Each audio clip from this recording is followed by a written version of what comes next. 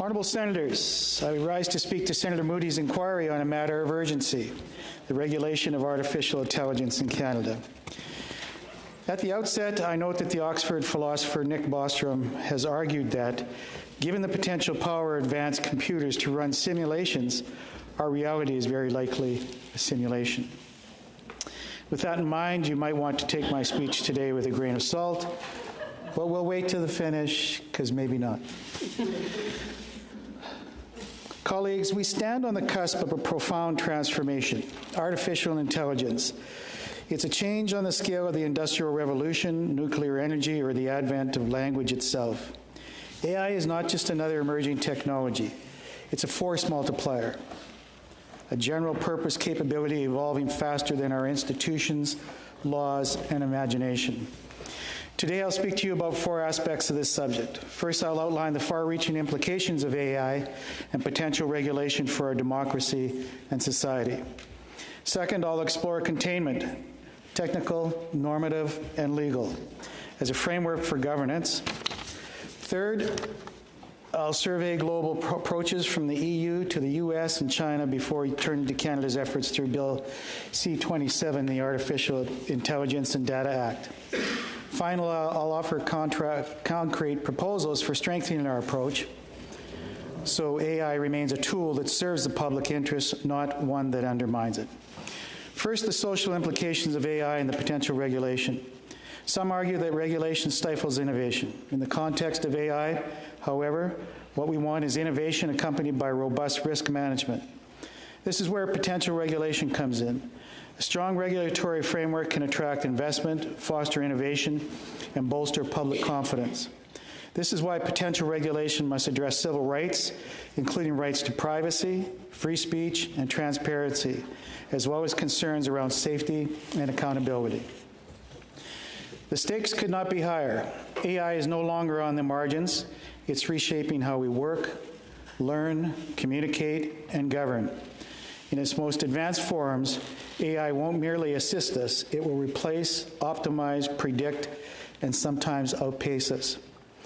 From finance to healthcare to defense and justice, AI's reach is expanding rapidly. Its growing power brings opportunities, but also serious risks to our society. Colleagues, this is not alarmism. The modern democratic state once promised us security, prosperity, and democratic rights. AI now threatens to topple those pillars. Security? Imagine a world where autonomous drones and other weapons controlled by algorithms wage wars. Machines outthinking machines in conflicts we can't even comprehend. Where's human accountability? Where does it stop? At the same time, without advanced AI, our country and our allies would be vulnerable to the advanced AI capabilities of potential adversaries. As for our prosperity, AI-driven systems could come to dominate and even manipulate financial markets. A small number of firms may end up controlling the machines that influence your mortgage, pension, or employment. Technology has already displaced many forms of physical labor, and now even the domains of human thought, creativity, and artistic expression are at risk. In a society whose social contract has long balanced the rewards of free enterprise with the protections of a social safety net, what new challenges will AI pose to this fragile balance? AI could also undermine social justice. The 2019 study in journal Science found an AI in U.S. healthcare was far less likely to recommend care for black patients than white patients with similar conditions. Not due to malice, but because it mirrored past discrimination baked into the data. This isn't conscious bias, it's structural harm, and it's invisible until it becomes systemic. As to democratic rights, algorithmically curated content and social media manipulation threaten to undermine their meaningful exercise. Generative AI systems like ChatGPT, Claude, Gemini, LLaMA, Grok, and Copilot are embedded in our browsers, messengers, and productivity tools. These tools just don't generate text, they shape influence. They direct information flows, frame debates, and set emotional tones. With minor tweaks, bad actors can weaponize them.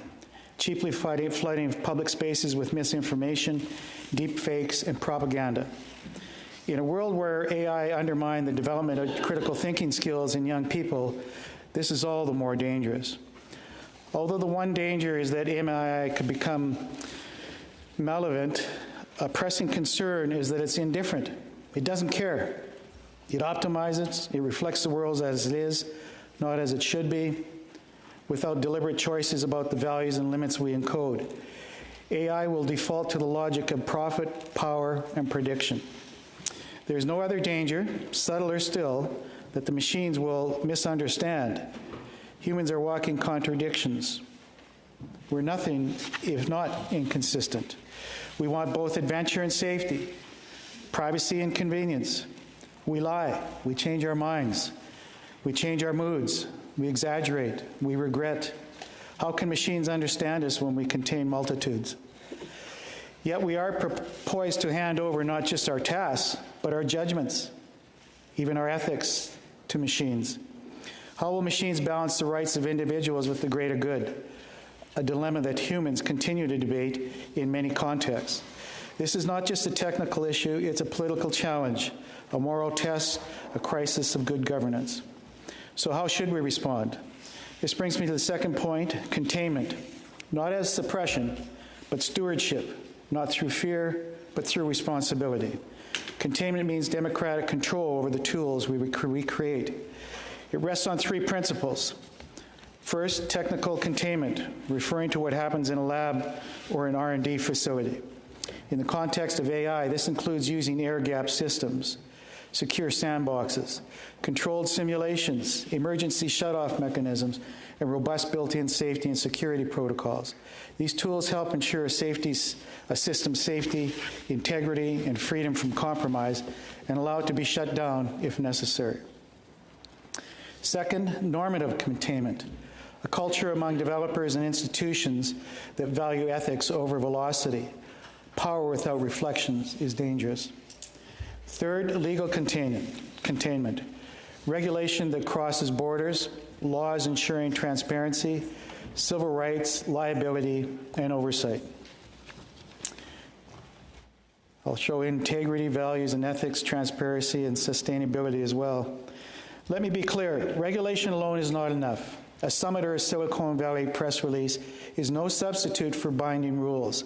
We must bring together government, industry, academia, and civil society to co-create Canadian version of AI rooted in that integrity, values and ethics, transparency, and sustainability, not to mention fairness, inclusion, and peace. We must proactively act before we're forced to react, before the next discriminatory algorithm, job loss, or erosion of trust. To my third point, globally, governments are taking divergent approaches. The European Union adopted a comprehensive AI Act, a tiered risk-based system with clear obligations for high-risk systems and enforceability transparency rules for generative AI. The U.S. has taken a sectoral market-led approach, encouraging cooperation, but with uneven results. And China, at a leader in regulation and an outlier in practice, on paper, China looks proactive, regulating social media, banning crypto, publishing AI ethics guidelines. Its draft rules for large language models, LLMs, go further than the West, but in reality, civilian AI is tightly controlled, while military and surveillance AI operate with few limits. AI is not just a tool, it's a state power. That is the future we must avoid. To close, where then does Canada stand? Our most significant step was Bill C-27, the Digital Charter Implementation Act, which included the Artificial Intelligence and Data Act, or ADA, proposed risk-based oversight for high-impact systems, including generative models. But ADA didn't pass before Parliament dissolved.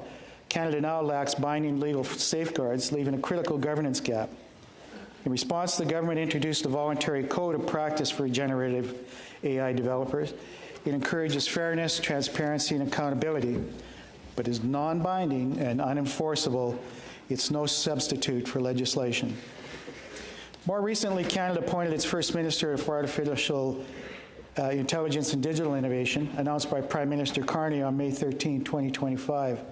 The Honourable Evan Sullivan's appointment signals growing recognition of AI's importance, but the minister's mandate is still undefined. According to a May 17 CBC report, the PMO referred inquiries to the Liberal Party's platform, Canada Strong, where AI is mainly tied to economic growth and public service reform. Worthy goals, but leaving many questions unanswered. Contrast that with the EU's AI Act, which requires developers to disclose copyrighted training data, prevent illegal content generation, and comply with general data protection regulation. Those level privacy rules. Canada's approach via ADA and the voluntary code remains vague and toothless. The gap is especially clear in one critical area: privacy. Privacy needs urgent attention. AI is transforming how data is collected, inferred, and used. In Quebec, a 2022 ruling found AI-generated dropout predictions counted as personal information, even when based on anonymized data. The Privacy Commissioner called for mandatory privacy impact assessments for high-risk AI systems. This chamber should support that call. We must ensure that AI serves people, not the other way around. That means enforceable standards for defining and regulating generative AI, mandatory privacy safeguards and impact assessments, public disclosure rules for high-risk applications, and independent oversight with enforcement power. It also means broad and inclusive consultation with technologists, ethicists, labor leaders, Indigenous communities, and Canadians. Honourable Senators, AI governance is a global challenge, but our response must be distinctly Canadian, rooted in dignity, equality, transparency, and the rule of law.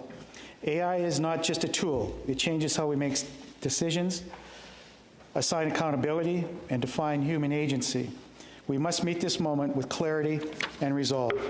If we delay, we risk falling behind, letting digital systems evolve faster than our laws, leaving Canadians exposed to discrimination, misinformation, and privacy violations. Let me commit to making Canadian innovation a force not only for economic development, and I should say let us commit, I'm not taking it on myself, out for justice, economic development, out for justice and well-being. In short, as science fiction becomes reality, let us remember the lesson of the Terminator franchise. In the words of John Connor, there's no fate but what will we make for ourselves. Thank you, merci, and hai kitatamihin.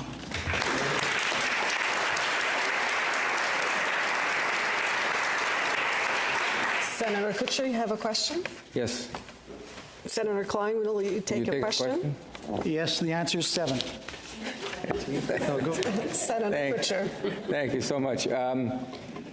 Thank you both to you and Senator Moody for this, and to Senator Moody for launching this incredibly important inquiry. I hope other people speak to it.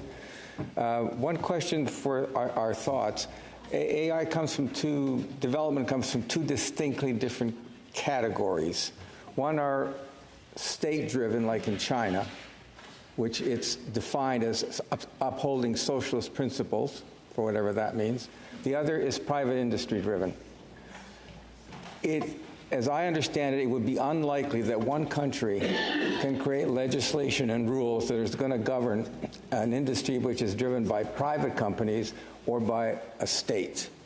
Has there been discussion, are you knowing about any discussion for creating a global agency that might have some of this regulatory capacity, for example, such as the International Atomic Energy Agency? Would that be something that Canada should think about doing with like-minded states? Senator Klyne. Yeah, I think that's the kind of window you need to be talking about, so I fully agree with what you're looking at. We need to explore that. But I think that, when you're pulling together those people for that summit or that pinnacle moment, you need to have the right people there. And, I think I have a lot of faith in Canada's abilities within this realm. We just need to get them together, but give them a reason why, and so that they're engaged and committed, and they see what happens if they fail, and then we talk about the hows. And I know our Prime Minister likes to talk about how and not so much why. I like to spend time talking about why, so people get engaged, committed, and they know what they're fighting for. But I think exactly what you said there is a good place to start.